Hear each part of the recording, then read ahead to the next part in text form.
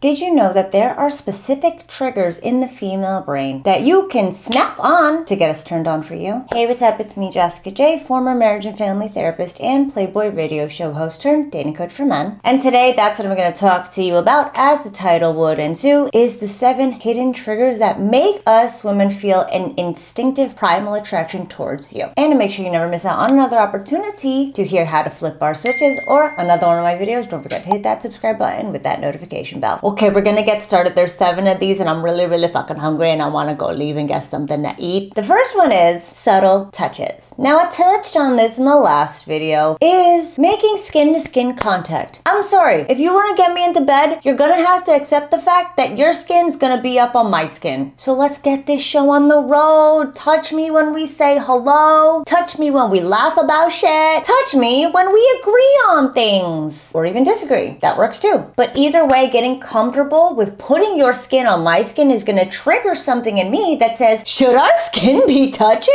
I think so. Again, I want to put this caveat out there for the guys who are like, but what about me too, Jessica? I thought I can't put my penis on her forehead anymore. Well, we're not doing that to women we just met, okay? Only consensual penises on the foreheads, all right? I'm talking about subtle touches that reinforce what's going on, like a hello, laughter, and connection. Because what that does is it reinforces to us that these feelings are because of you. And when I feel human skin on my skin during these reinforced feelings for you, I'm gonna be like, oh, yep, we should have more of the surfaces of our skins on each other's skins. That's just what happens. I don't make the rules, all right? So get to subtle touching. Again, no illegal touches, please, because that's not what we're going for here. We're going for loving and legal. Hashtag loving and legal touches. Okay, sorry, I went off on that one just because that's my love language is physical touch. Anyway, the second trigger is leading. I think I also talked about this in the last video, how primally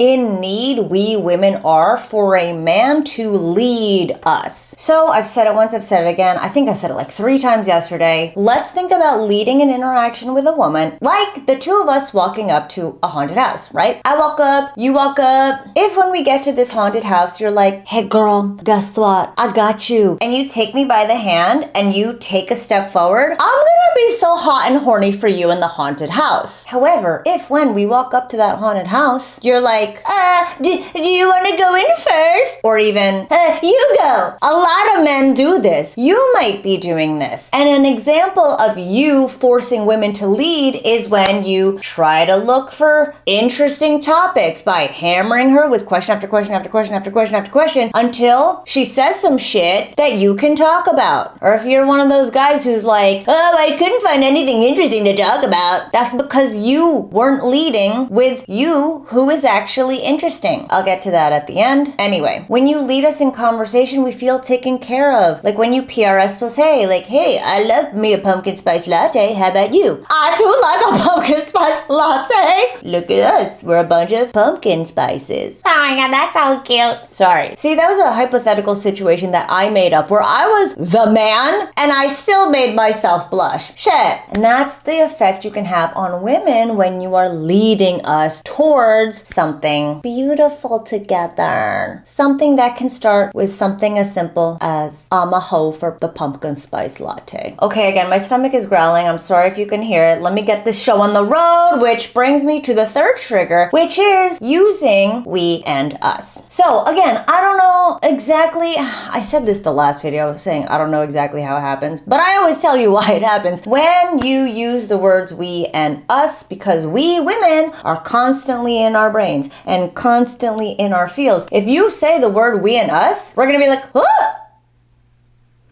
Are we and us? And again, this is something I teach in my Speak to Spark Arousal program, which is the training manual all my private one-on-one clients get. I just got a guy who wrote in yesterday about like, oh my God, I can't believe this shit works. It's so weird, something so simple. I hate that I didn't know this earlier. I teach you how to do it step by step. How to lead by saying something as simple as what's going on for you right here, right now. How to engage her based on who you are so that she shows you who she is. So you can decide whether or not she's a fit for you, and how to make connecting statements as simple as we're a bunch of pumpkin spices.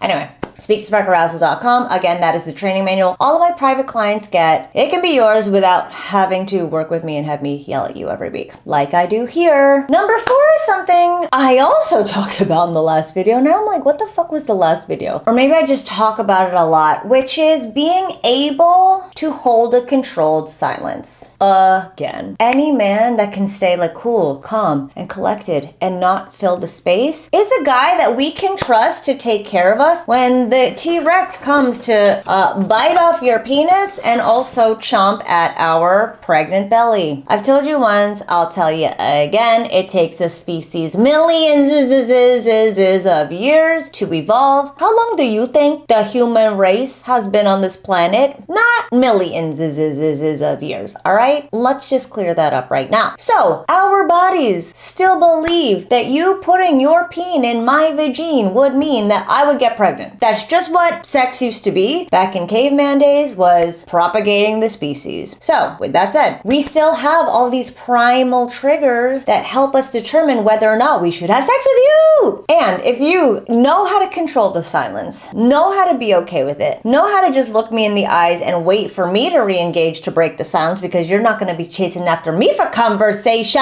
that's going to primally show me that when the T-Rex comes to chomp the baby out my belly, you're going to be like, bitch, I got this. You're not gonna be like, oh my God, what did we do, girl? Like, no girl wants to procreate with a man who would be like that when the T-Rex comes, okay? We want the guy who's gonna take on the T-Rex and come on our face. Make sense? So yes, being comfortable with that silence, holding it, allowing it, because I'll tell you right now, while you think it's awkward silence, if you stay cool, calm, and confident, we women will take it as sexual tension. But you need to shut the fuck up enough for us to be able to feel it. You feel me? Okay. Number 5, oh my God, I'm so hungry.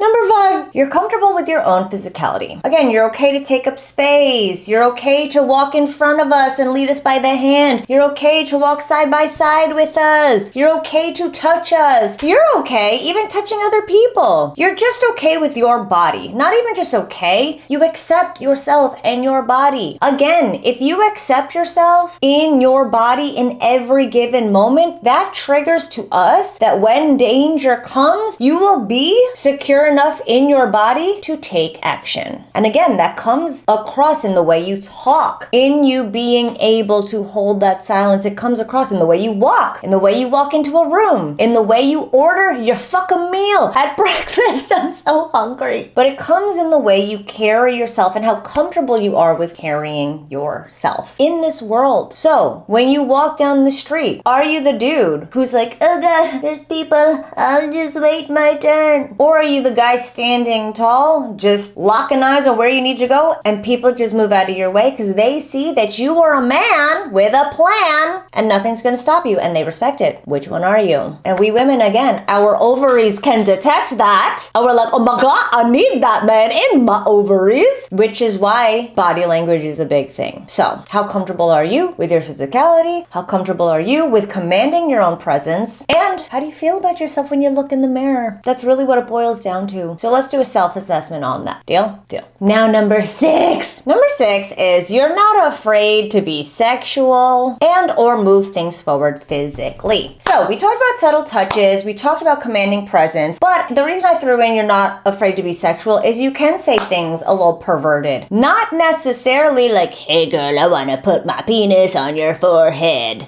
Sorry, I'm just very much going to go with that today. Today's theme is penis on the forehead. So essentially, you're not afraid to be sexual. When you hear her say something sexual, you can be like, oh wow, that sounded dirty. Or you can say things like, that's what she said. You're just not afraid to go there. Again, this comes with being comfortable with your physicality, with your dick. I always say, own your dick. We want you to know you have one and we want you to have one for us. I'm going to shelf that for a little later, but again, it's one of those things where you're not afraid of it. That's what's gonna trigger us primally, is to know that when the time comes for you to lay it down, you're gonna lay me the fuck down and make me come. And you having zero fear or inhibitions around getting sexual or moving things forward physically. We're like, fine, we started with subtle touches, but now you're like grabbing me by the hand and looking at me. Sorry, again, it's those hypothetical things that even make me blush still, primally, and in a knee-jerk way. Which then brings me to the 7th trigger, which is showing her you want her specifically. So in the last one, I discussed being sexual towards her is what's really gonna do it. So if you say something to me after we've connected only, and after you've made me laugh only, if you say something to me like, oh my God, you got me thinking dirty things after saying that, oh my God, I gotta stop. If you say something like that, I'll go be like, ah. Because again, it's just something that happens in our brains. There's all these triggers surrounding what makes this a viable mate of a man. And I probably should have, fucking explained that better in the beginning to you. I apologize. However, here we are right now, being sexual towards me only after we have connected and we're laughing and shit.